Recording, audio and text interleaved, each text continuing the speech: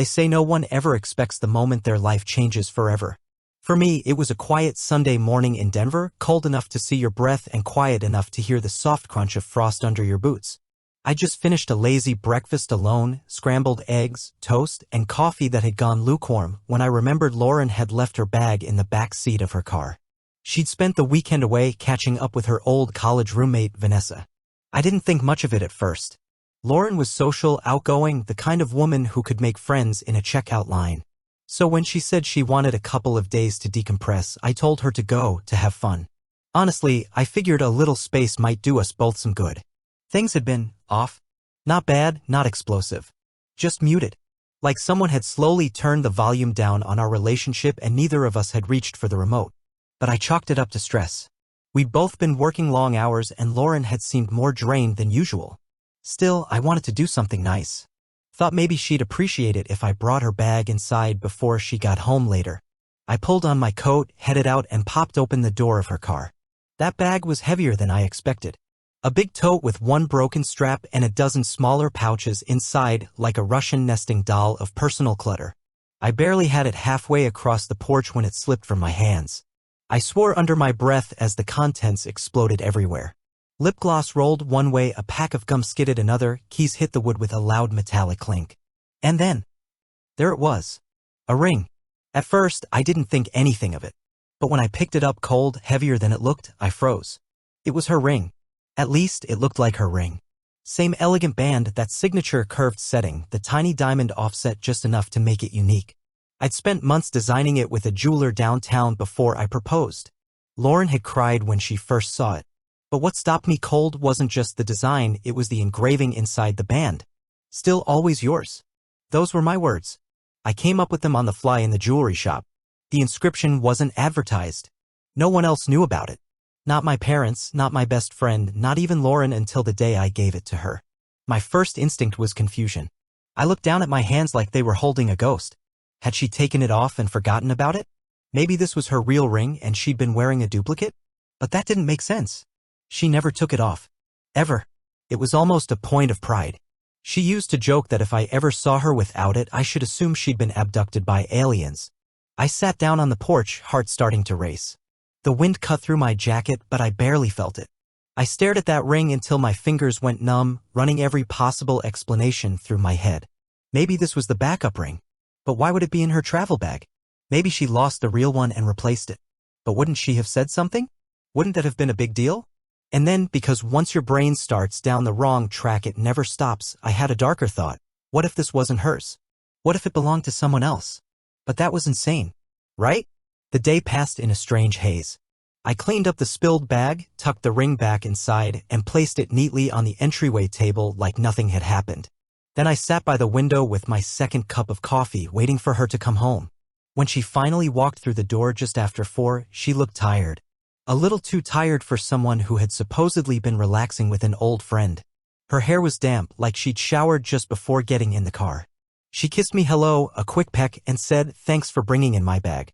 I told her it had slipped, that I'd picked everything up, including her ring. That's when she paused. It was the slightest thing. A beat too long. Not even a full second. But her eyes flickered just for a moment, and I saw something surprise, maybe even fear. Then she laughed, casual as ever, and said, "Oh. Yeah, that was a spare. I had it made a while back in case I ever lost the original. Forgot it was in there." She smiled, but it didn't quite reach her eyes. You know me. Always prepared. I nodded, not saying much. Something inside me had already started to shift. It wasn't what she said, it was how smoothly she said it. Too smooth. Too convenient.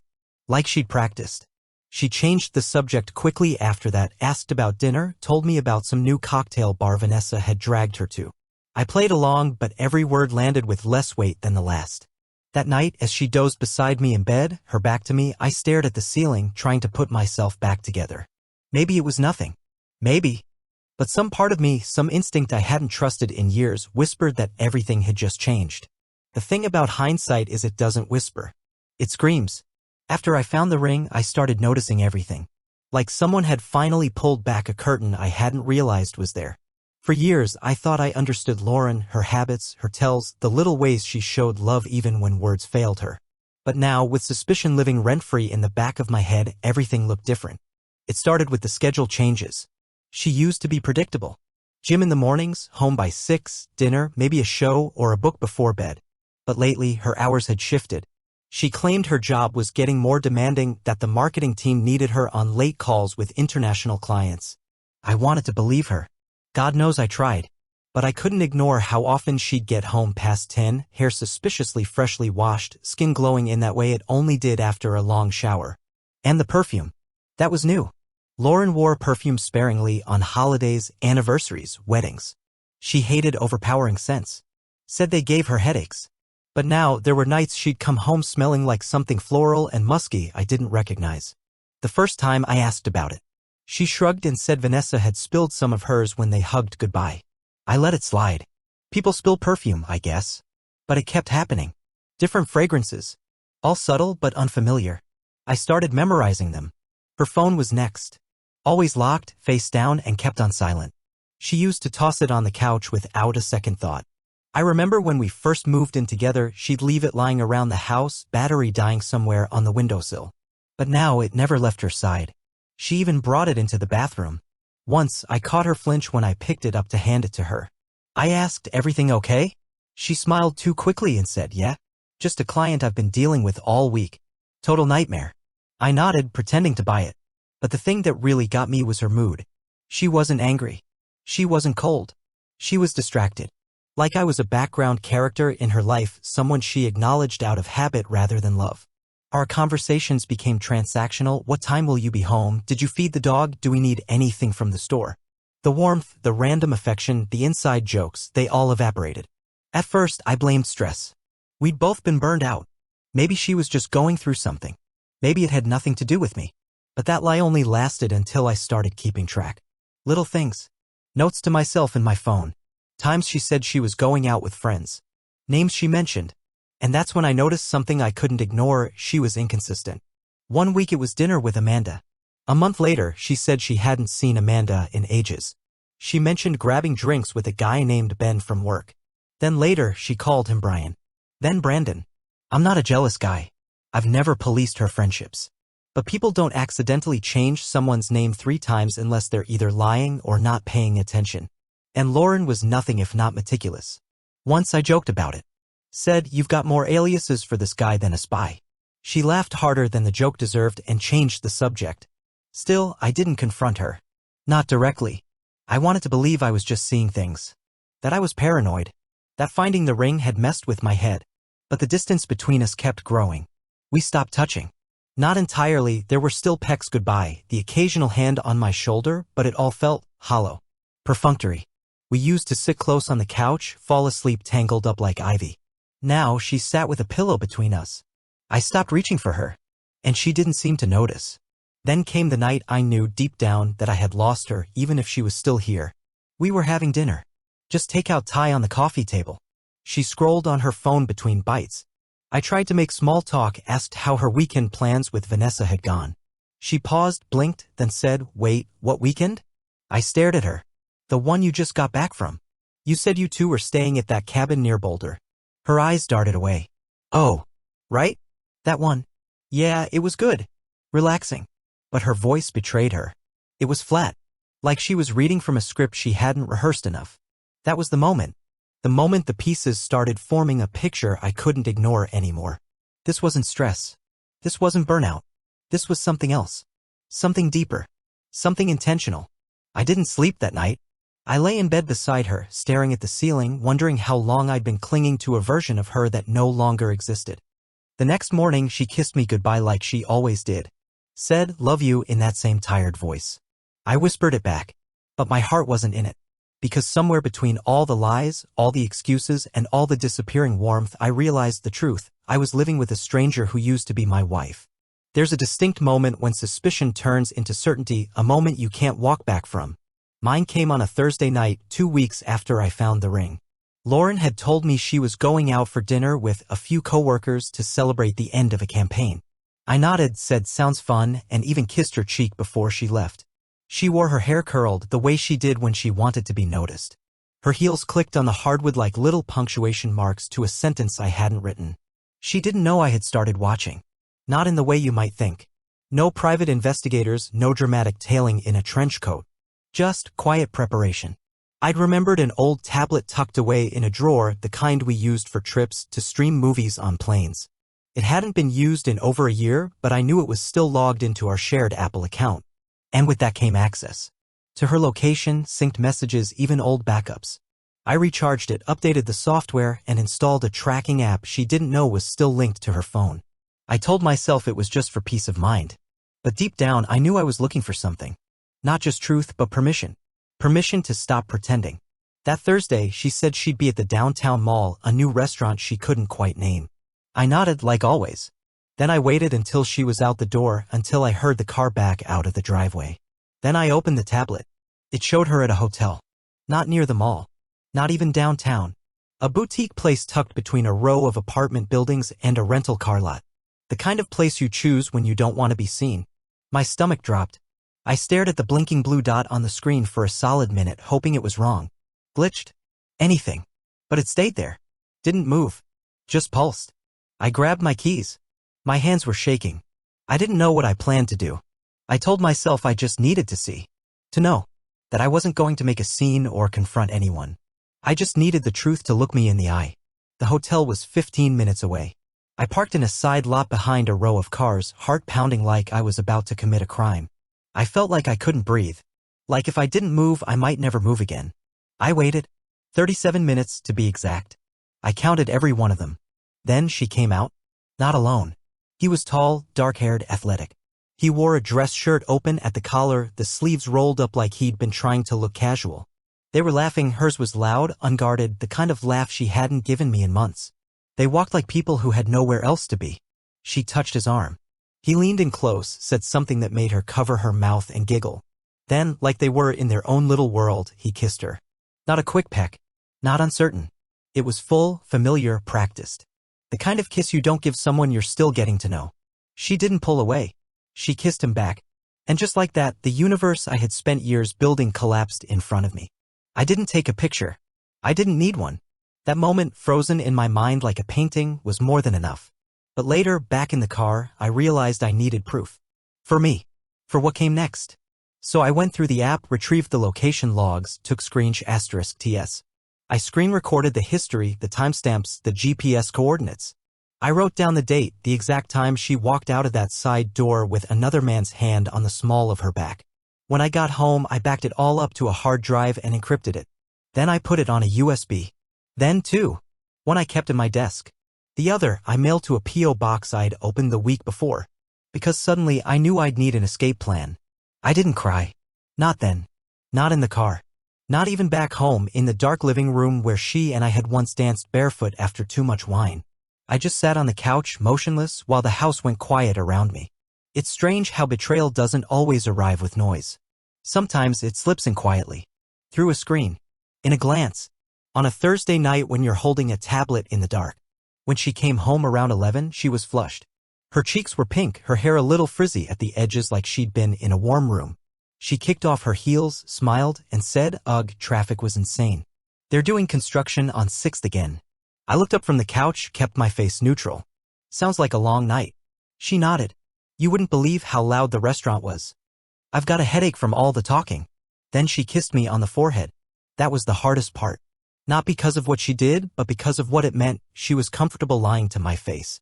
Effortless. She went upstairs to shower. I waited until the water started running before I let out a breath I didn't know I'd been holding. My hands were still shaking. But my mind was clear. This wasn't just a marriage in trouble. This was betrayal. With receipts. And from that moment on, I knew the person sleeping in my bed wasn't my wife anymore. She was someone else entirely. The strangest thing about betrayal is how still everything becomes afterward. Not loud. Not violent. Just still. That Friday morning, Lauren made coffee like she always did. She hummed some tune I didn't recognize. She wore that slate gray blouse I used to compliment, the one with the little silver buttons. And she kissed me on the cheek before leaving for work like nothing had changed. But something had. Inside me, something had calcified. I had the proof. The **TS. The GPS logs. The mental image I couldn't unsee of her in that hotel parking lot wrapped around another man like I didn't exist. But I didn't explode. Didn't call her out. Didn't even flinch. Instead, I started preparing. That same day, I opened a new checking account in a bank she'd never heard of under a name that didn't raise eyebrows. I transferred a portion of our joint savings into it, not enough to trigger suspicion, but enough to matter. I started canceling auto payments and rerouting subscriptions to my own cards. Quietly. Systematically. I requested paperless statements from the credit unions, updated mailing addresses for anything in my name. I even took our dog, Murphy, to the vet and changed the contact info to just me and my parents.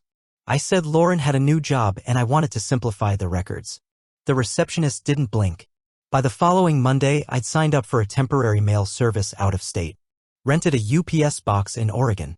A place we'd once vacationed when we were happy. I told myself the irony would sting her eventually. I contacted an old friend from college who was now practicing family law. Not in Denver. Not even in Colorado. I didn't want word getting back. He agreed to consult remotely. When he asked if there had been infidelity, I said yes and sent him the evidence. He called back less than an hour later and said, "You're going to be okay. Just follow through." That night, Lauren was late again. Said the printer at the office had jammed. I nodded and asked if she wanted Thai or pizza for dinner. She smiled like I was the man she used to love and said, "Surprise me." I surprised her with pad Thai. No peanuts, extra lime, just how she liked it. We watched something on Netflix. Some series we'd started together and lost interest in. She curled up on her side of the couch. I pretended to watch.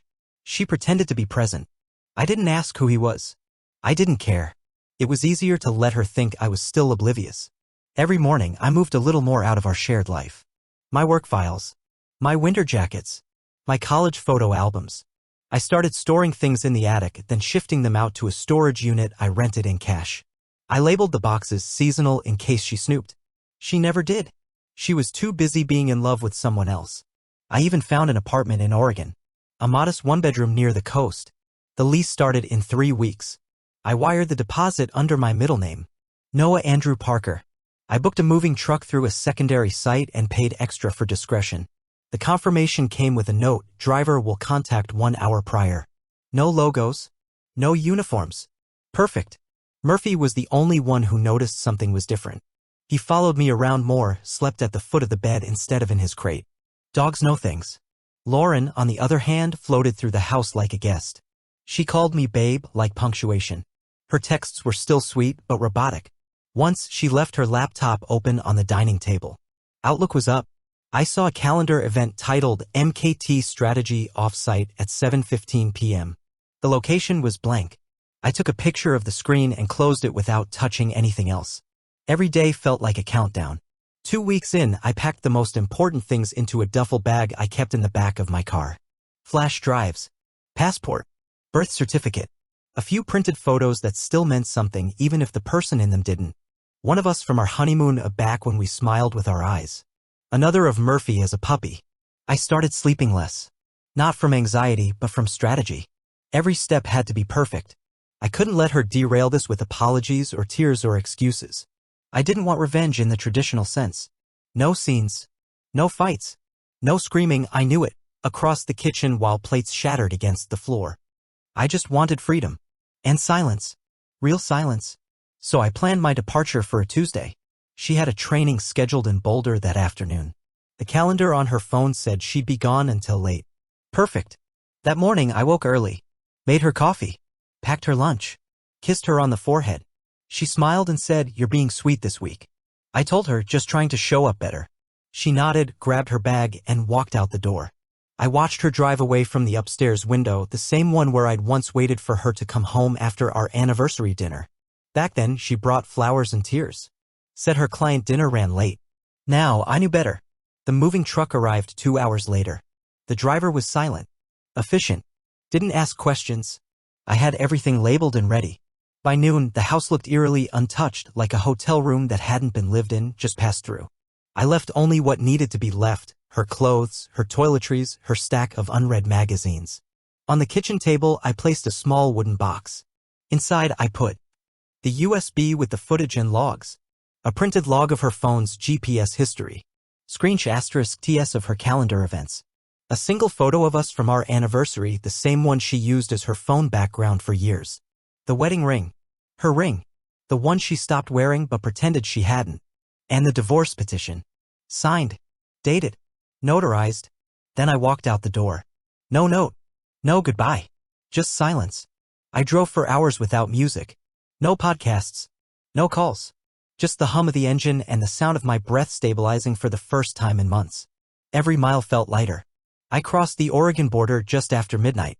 Checked into a roadside motel under Andrew Parker. Murphy curled up next to me like nothing had changed. And maybe for him nothing had. But for me everything had. Because I had disappeared from the life Lauren thought she controlled. And she had no idea what was coming. Tuesday morning came like any other. Sunlight filtered through the sheer curtains in our bedroom. Lauren was already gone out the door before sunrise with a travel mug and that same breezy, distracted kiss she'd been offering me for weeks. She believed I'd be working from home all day. I let her believe that. Everything I needed had been done. The night before, I'd packed the last of my things, books, tools, a few framed photos, into the back of the rental truck I kept parked down the block. Our neighbors wouldn't think twice. People move in and out of the neighborhood all the time. No one knew this was a different kind of exit. I'd already made one final sweep of the house. Not for forgotten socks or chargers, but for closure. I stood in every room, quietly remembering how we'd once built this life together. The dining room where she'd surprised me on my birthday with lasagna and paper crowns. The hallway where we argued over which paint swatch was the real ocean gray. The bedroom where we'd once stayed up until 2 a.m. laughing about a broken air conditioner and a mosquito that wouldn't die. But those memories felt like they belonged to another couple. One that didn't exist anymore. And maybe hadn't for a while. By 9:47 a.m. the house was empty except for what I intended her to find. The small wooden box sat dead center on the kitchen table. I'd chosen that spot for a reason. It was where we used to leave love notes to each other in the early days. Little messages scribbled on sticky notes. Don't forget to eat lunch, or you were talking in your sleep again. I adore you. Now, the table held my final message. Silent. Unapologetic. Unignorable. Inside the box was everything she needed to understand. Everything she deserved to understand. I took one last look around. Then I locked the front door behind me. No forwarding address. No goodbye text. Not even a sticky note. I drove out of Denver in the rental truck with Murphy in the passenger seat and no intention of ever coming back. My phone, already wiped of personal data, buzzed once, an alert from the security camera I'd temporarily set up in the hallway to capture the moment she returned. I watched her walk through the door at 6:14 p.m. She looked tired. Her bag slid off her shoulder and landed with a soft thud. She kicked off her heels without looking up, muttering something I couldn't hear. She headed straight for the kitchen. Then she saw the box. She stopped. Stared. For a full minute she didn't move. Then slowly, cautiously, she opened it. I paused the feed. That was all I needed to see. I deleted the footage, shut off the app, and dropped the phone out the window somewhere on I-84. It shattered on impact, skidding into the weeds like a broken piece of my past. I didn't flinch. I didn't look back. By nightfall, I reached the Oregon coast. The town was small, tucked between cliffs and evergreens, the kind of place where no one asked too many questions. My apartment was waiting, bare walls, clean sheets, fresh air. The silence here didn't feel like absence. It felt like breathing. That first night, I slept harder than I had in months. No dreams. No tossing. Murphy curled up at my feet, and the wind off the ocean hummed through the open window like a lullaby. The next morning, I woke to 37 missed calls. 3 from her work number. 9 from her personal phone. The rest were from friends, mutual acquaintances, people we hadn't talked to in years. All of them had the same subject line in their texts. Where are you? Noah, is everything okay? Lauren's worried sick. I didn't respond to any of them. I didn't have to. My silence was the message. Lauren, from what I could tell, had spiraled. I watched it unfold in real time across the remnants of our digital life. Her social media profiles suddenly turned private. Friends began posting vague messages about checking on your strong friends and when you don't see it coming. The woman who had once orchestrated her every move with surgical precision now looked lost in her own mess. 3 days after I left, a package arrived at my new address. It had no return label, but I knew the handwriting instantly. Inside were 3 things. A letter folded but tear-stained. Her wedding ring. A photograph of us on our anniversary, the original copy, the one she used to keep in her wallet. The letter began, Noah, I don't know where to start. I didn't read the rest. I slid the photo back inside and resealed the box. Then I drove to the pier and tossed it into the ocean. Some things are better buried in water than in memory. That night she called again. Voicemail. Noah, please. I don't know how you found out, but she sobbed, gasped, tried to compose herself. Please, can we talk? You can hate me, you can leave me, but don't just disappear. I need to explain. I didn't listen to the rest. I deleted the voicemail, blocked the number, and turned off the phone for good. She'd had her chance to explain. Dozens of them. Every night she lied to my face, every time she kissed me while carrying someone else's name in her heart, every moment she chose deceit over honesty. That was her chance. And she blew it. Now all she had left were echoes. And silence. My silence. It took less than a week for Lauren's world to start unraveling. I didn't see it directly. I had cut off every channel, every contact, every breadcrumb she could follow. But pieces filtered back to me through the lawyer. Through family who still got messages she hadn't realized I'd already warned. Through mutual friends who weren't sure where their loyalty should lie. First came the panic. She called my office. She emailed my boss. She left frantic messages with my mother. Then came the home visits. Friends said she was knocking on doors, pacing the driveway, waiting in her car until late at night. She'd look up at the windows like she was hoping I'd magically appear. But I was long gone. Then came the blame. She told people I was unstable, impulsive. That I'd overreacted to something that wasn't even a real affair. That it was just emotional. One friend said she tried to paint herself as the victim, claiming I'd vanished without warning. Left her to spiral. But the box I left told the truth louder than her excuses ever could. A few days after the panic died down, she tried something else. A letter delivered to my lawyer's office. She didn't deny anything. Didn't make excuses. Just begged. Said she missed me. Said she couldn't eat. That the house felt haunted. That Murphy's empty bed made her cry. I didn't reply. Because the truth is she didn't miss me. She missed the version of herself that existed when I loved her.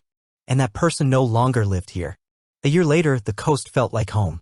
The boat repair shop I opened was modest, nothing flashy. Just enough to keep my hands busy and my mind focused. I found comfort in the routine. Salt air. Simple tasks. Honest work. Nobody asked about my past, and I didn't offer it. Murphy and I shared a small apartment above the shop. Most nights, we walked along the shoreline until the sun disappeared behind the waves. There was peace in those evenings, quiet but never lonely. That's where I met Grace. She was a paramedic, smart, funny, a little guarded, like someone who understood what it meant to survive things people don't talk about. We started slow. Coffee. Dog walks. Shared silences that didn't feel empty. She never asked what happened before I came here. And I never asked her to fill my void. We weren't trying to fix each other. Just breathe together. One afternoon, we were at the harbor watching boats drift out toward the horizon when I spotted a figure across the parking lot. It was Lauren. She looked thinner. Her eyes scanned the lot like she was looking for someone. But she didn't see me. And I didn't approach. She looked lost. I turned back to Grace, who was laughing at something the barista had said. She looked alive. And that's when I realized I didn't need closure. I didn't need revenge. I didn't even need answers. I had already won. I reached down and scratched Murphy behind the ears. He leaned into my hand like he always did. I glanced at the simple leather bracelet on my wrist. The one I had made after I left. The one that said, "Leave the lies behind." And I had.